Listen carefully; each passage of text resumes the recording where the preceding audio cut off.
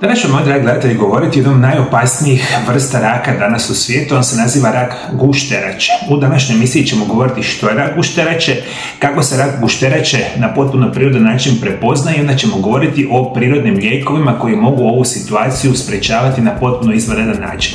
Na kraju emisije ćete dobiti 3 prirodna lijeka, ja ću vam čak recepte, preporučene dnevne doze, recepte za same čajeve, a prije svega želimo saznati kako izgleda rak gušterače. Zašto je važno reagirati na vrijeme? Rak gušterače je jedan od najagresivnijih karcinoma, jer često otkriva se tek u kasnoj fazi. U ranijim stadijima obično ne uzrokuje jasne simptome. Što otežava dijagnostiku i liječenje? Upravo zato važno je prepoznati i na vrijeme reagirati na znakove koje tijelo šalje. Pogotovo ako postoji neki od faktora rizika. Gušterača je žlijezda smještena duboko u trbušnoj šupljini, iza želuca. Ima 2 ključne funkcije: egzokrinu, luči enzime koji pomažu probaviti masti, bjelančevine i ugljohidrate, i endokrinu, proizvodi hormone poput inzulina i glukagona. Bitno je da shvatite, moji dragi gledatelji, i to je zapravo katastrofa potpuna, ali je i živa istina da veliki broj ovih izuzetno teških bolesti, kao što je sami rak gušterače, vi njega nećete uopće prepoznati dok ne dobijete prve ozbiljne simptome. I kad tada odete kod liječnika, najčešće bude u zadnjoj fazi bolesti, što je nevjerojatno bitno za reći. Gušterača izlučuje enzime koji pomažu probaviti hormone koji pomažu u regulaciji metabolizma šećera. Rak gušterače uglavnom kasno uzrokuje simptome i kada se otkrije, najčešće već u uznapredovalom stadiju. Oko 60% pacijenata je u dobi između 40 i 60 godina. Rak gušterače često ima lošu prognozu, čak i kad se otkrije u vrlo ranim fazama, vrlo se brzo širi, a rijetko se otkrije u ranim fazama, što je glavni razlog zašto je vodeći uzrok smrti od raka. Više od 95% pacijenata umire u roku od 2 godine, što je katastrofalna informacija. Zato je ključno prepoznati ove sad sljedeće simptome koje ću vam reći. Kada se već otkrije, 95% osoba umre u 2 godine, smatra se jednim od najsmrtonosnijih vrsta raka. Slušajte, moji dragi gledatelji, koji su rani simptomi nastanka raka gušterače? Prvo, što će biti neobjašnjiv gubitak težine. Neočekivano mršavljenje bez promjene prehrane ili fizičke aktivnosti može biti jedan od prvih znakova raka gušterače. Tumor utječe na probavne funkcije, što uzrokuje slabiju apsorpciju hranjivih tvari. Osim toga, često se javlja gubitak apetita i povećana razgradnja mišićnog i masnog tkiva. Ako primijetite da ste u kratkom vremenu izgubili nekoliko kilograma bez samoga razloga, morate se obavezno posavjetujte sa vašim liječnikom. I često to ubrzani gubitak kilograma često ide sa pojačanim znojenjem, specijalno noćnim znojenjem. I ako primijetite u kratkom vremenskom periodu jako brzo mršavite i znojite se preko noći, može ukazivati na ovu vrstu raka. Druga informacija će biti bol u trbuhu i leđima. Jedan od karakterističnih tegoba je tupa, stalna bol u gornjem dijelu trbuha, koja se može širiti prema leđima, osobito ispod lijeve lopatice. Bol se često pogoršava nakon jela ili pri ležanju na leđima. Treće će biti žutica, žuta boja kože i bjeločnica. Ako se tumor razvije u području glave gušterače, može doći do začepljenja žučnog kanala. Tada se bilirubin, žuti pigment, koji inače izlazi kroz žuč, nakuplja u tijelu, uzrokujući žutu boju kože i očiju, taman urin boje čaja ili Coca-Cole, svijetlu, gotovo bijelu stolicu i svrbež kože. Žutica je često prvi jasan znak bolesti koji natjera ljude da obično potraže samu liječničku pomoć. I kako smo rekli da gušterača ima direktan utjecaj na naš probavni sustav i na tanko i na debelo crijevo, apsolutno ćete očekivati kod raka gušterače promjene u samoj stolici. Možete imati zatru, možete imati proljev, možete imati neredovite stolice koje često ukazuju na ovu vrstu samoga problema. Možemo reći da će vam se često javiti masne, sjajne, plutajuće stolice. Nadutost i osjećaj težine nakon jela i mučnina i povraćanje i često kronični proljev. Stolica može imati neobičan miris i biti teška za ispiranje, što ukazuje na lošu probavu masti. Dalje, kao 5. signal ćemo govoriti o novom slučaju dijabetesa ili pogoršavanjem postojećega. Gušterača ima važnu ulogu u regulaciji šećera u krvi. Tumor može uzrokovati pojavu dijabetesa kod osoba koja prethodno nije imala problema sa razinom šećera. pogoršanje već dijagnosticirane dijabetesa.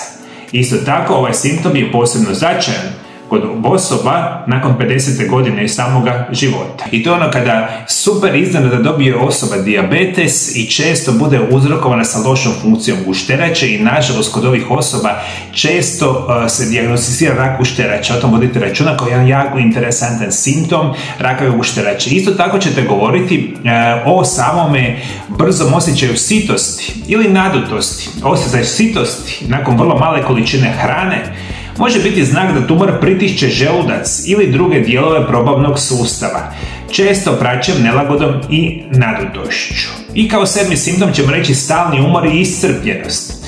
Umor koji traje tjednima bez očitog razloga može biti posljedica metaboličkih promjena i kronične upale koja uzrokuje rak. To je nespecifičan ali čest simptom. Dodatni simptomi koji se pojavljuju biti će svrbež kože, depresija i promjena raspoloženja. Pojava krvnih ugrušaka, tromboza, osobito bez jasnog uzroka i gubitak samoga apetita.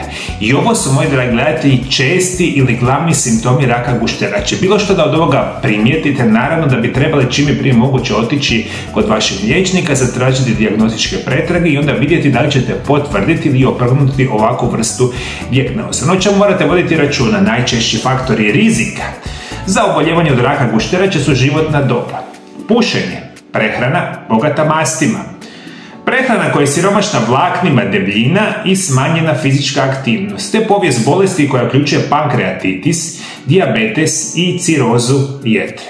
Kako smanjiti rizik i zaštititi zdravlje gušterače? Prvo krenimo od prehrane. Konzumacija više povrća, osobito zelenog, listnatog i kupusnjača.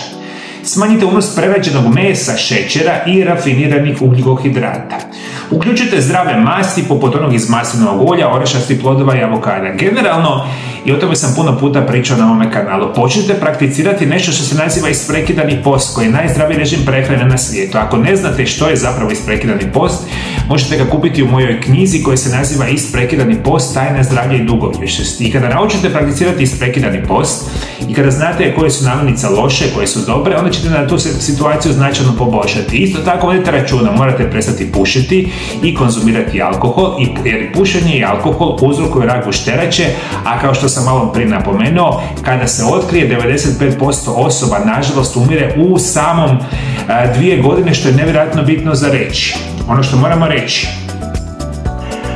biljna moć u prevenciji raka gušterače, korijen čička, mačja kanđa i crvena djetelina. Rak gušterače se ubraja među najagresivnije vrste karcinoma sa visokom stupnjom smrtnosti. Uloga prirodne medicine sve više dolazi u fokus istraživanja, jer mnoge biljke pokazuju potencijal u usporavanju ili sprečavanju razvoja malignih bolesti. 3 biljke se sve češće spominju u kontekstu prevencije raka gušterače. I tu govorimo o korijenu čička, govorimo o mačjoj kanđi i nešto što se naziva crvena djetelina. Zapamtite, moji dragi gledatelji, sve ovo što vam danas govorim, to su moji dobronamjerni savjeti koje primarno bi trebali uzeti u obzir kao prevencija, sprečavanje bilo koje vrste raka, tako i raka gušterače. A ove su biljke izvanredne. Moja prva preporuka će biti korijen čička ili Artium lapa. Ljekovita svojstva. Korijen čička koristi se u tradicionalnoj medicini za detoksikaciju organizma, poboljšanje funkcije jetre i limfe, te kao snažni antioksidans. Sadrži inulin, koji pomaže radu probave i gušterače. Poliaceteline i fenolne kiseline imaju antitumorska svojstva. Arctigenin, spojevi sa mogućim antikancerogenim djelovanjem. Utjecaj na gušteraču. Korijen čička pomaže u smanjenju oksidativnog stresa i potiče apoptozu, smrt stanica raka, posebno u ranim fazama razvoja raka. Ključ je da shvatite da postoji određeni broj biljaka, njih ima jako puno, koji imaju snažna antikancerogena svojstva. A što to znači, moji dragi gledatelji? Nisu sve biljke i prirodni lijekovi jednaki. Neki su možda bolji za nešto, neki su bolji za drugo. Ovi koji imaju snažna antikancerogena svojstva, znači kada vi njih unosite u vašem tijelu, potičete razvoj nečega što se nazivaju prirodne stanice ubojice. To su onaj najbolji dio našega imuniteta koji služi za uništavanje samoga bilo koje vrste raka, a tu nam igra veliku ulogu korijeno čička. Kako ćemo praviti čaj od korijena čička? Ono što će vam trebati biti će jedna žlica suhog narezanog korijena čička, 2,5 decilitra vode. Priprema: zakuhajte vodu, dodate korijen. Kuhajte pokopljeno 10 minuta. Procijedite i pijte 2 do 3 puta dnevno između obroka. Preporučena dnevna doza je osušeni korijen 6 do 10 grama dnevno. Tinktura 2 do 4 ml 3 puta dnevno i vi isto ove takve prirodne lijekove možete kupiti u formi tinktura, kapsula, čajeva, praha, kako god, u dućanima zdrave hrane. Ali za prevenciju raka gušterače moja preporuka će biti 1 puta dnevno, 15 dana zaredom sa 15 dana pauze, konzumirajte čaj od korijena čička. Moja druga preporuka će biti mačja kanđa ili Uncaria tomentosa. Ljekovita svojstva. Ova amazonska biljka poznata je po svojim snažnim protuupalnim, imunostimulirajućim i antioksidativnim svojstvima. Aktivne tvari uključuju oksidolne alkaloide, povećavaju imunološki odgovor, triterpene i flavonoide, koji pomažu u borbi protiv tumorskih stanica. Utjecaj na gušteraču. Mačja kanđa potiče rad imunološkog sustava, što pomaže u otkrivanju i uništavanju stanica raka. Također, smanjuje kronične upale, koji su često tihi pokretač razvoja raka gušterače. Preporučena dnevna doza, čaj, osušena kora 2 do 3 grama dnevno. Tinktura 1 do 3 ml do 3 puta dnevno. Kapsule 250 do 1000 mg prema preporuci proizvođača. Recimo za sami čaj, sve što će vam trebati, opet ćete kupiti samo čaj u obliku forme najčešće suhe kore, stavite 1 do 2 male žličice u 250 ml vode. Ovakvu vrstu čaja možete kuhati 15 do 20 minuta na laganoj vatri, lijepo čaj procijedite i vi uvijek u ovaj čaj možete dodati malo meda, malo soka od limuna, isto tako čaj mačje kanđe možete konzumirati 15 dana zaredom sa 15 dana zaredom, s 15 dana pauze gdje onda možemo napraviti snažna, krasna antikancerogena svojstva. I moja treća svojstva će biti crvena djetelina ili Trifolium pratense. Ljekovita svojstva. Crvena djetelina je poznata po svom bogatstvu izoflavona, biljnih fitoestrogena, koji mogu djelovati antikancerogeno, posebno na hormonski ovisne tumore. Glavni sastojci su genistein, daidzein i biohanin A, izoflavoni sa mogućim antitumorskim učinkom. Kumarin i flavonoidi koji pomažu u smanjenju oksidativnog stresa.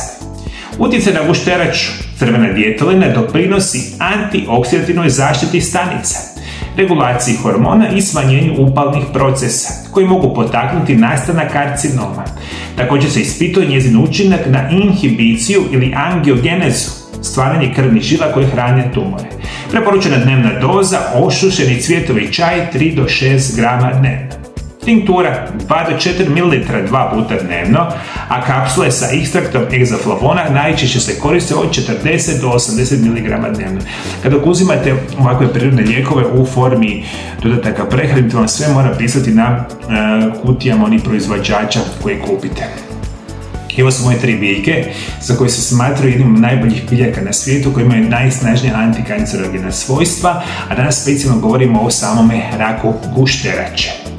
Ono što možemo reći, vi kada sve ove informacije uzmete u obzir, glavne simptome, kada razmišljate o kojem vrsti raka govorimo i koristeći prirodne lijekove i zdravu prehranu, ja mislim da onda kupujete sebi najbolju šansu da prevenirate ovakvu vrstu bolesti i oboljenja. Ako vi znate kakav način liječenja raka gušterače koji je možda vama poznat, molim vas dole ispod video zapisa pišite, a svi vi koji želite saznati puno više informacije o najjačim antikancerogenim lijekovima, pogledajte ovaj moj video zapis pored mene, mislim da će vam značajno pomoći. Hvala što me pratite, Bog vas blagoslovio, Bog blagoslovio vašu obitelj, vidimo se drugi puta. Lijepi pozdrav!